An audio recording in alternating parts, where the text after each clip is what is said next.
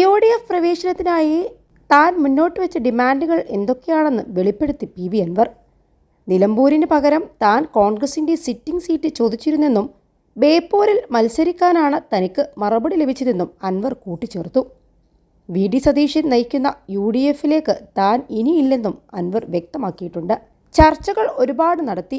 ആരെ സ്ഥാനാർത്ഥിയാക്കിയാലും അംഗീകരിക്കാമെന്ന് പറഞ്ഞു. ഷൗക്കത്തിനെ അംഗീകരിക്കാമെന്നും അറിയിച്ചു. ഒറ്റ കാര്യമേ മുന്നോട്ട് വെച്ചിട്ടുള്ളൂ.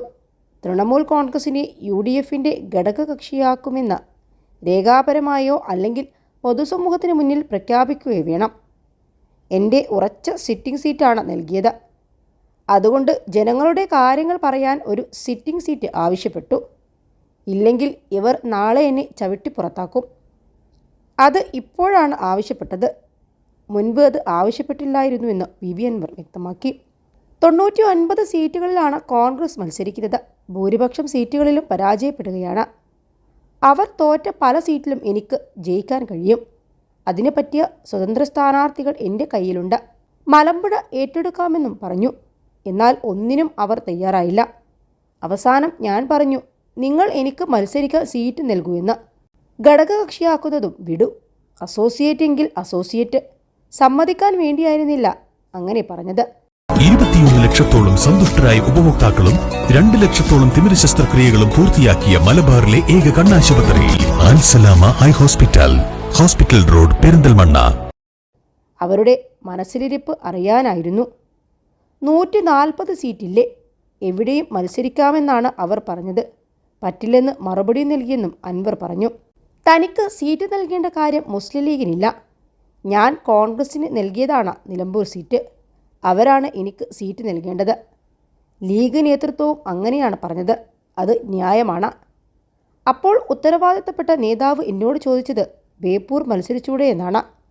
ആദ്യം പറഞ്ഞു മലമ്പുഴ തരാമെന്ന്, പിന്നീട് ബേപ്പൂർ. ഒരൊറ്റ വ്യക്തിയാണ് തന്നെ കൊന്ന് കൊലവിളിച്ചത്. UDF നേതൃത്വമല്ലെന്നും അൻവർ പറഞ്ഞു. നിലപാട് വ്യക്തമാക്കാൻ ഇന്ന് താൻ മാധ്യമങ്ങളെ കാണുമെന്ന് ഇന്നലെയാണ് അൻവർ ഫേസ്ബുക്കിലൂടെ അറിയിച്ചത്. ഒടുവിൽ വാർത്താസമ്മേളനവും ഫേസ്ബുക്ക് ലൈവും ചെയ്തു. UDFിലേക്ക് ഇനിയില്ലെന്നാണ് PV അൻവർ വാർത്താസമ്മേളനത്തിൽ പറഞ്ഞത്.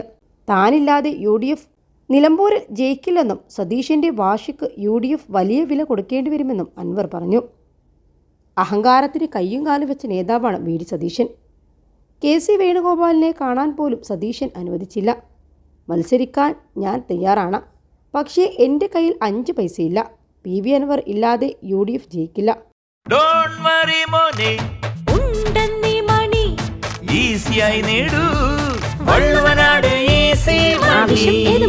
പണം ഞങ്ങൾ തരും.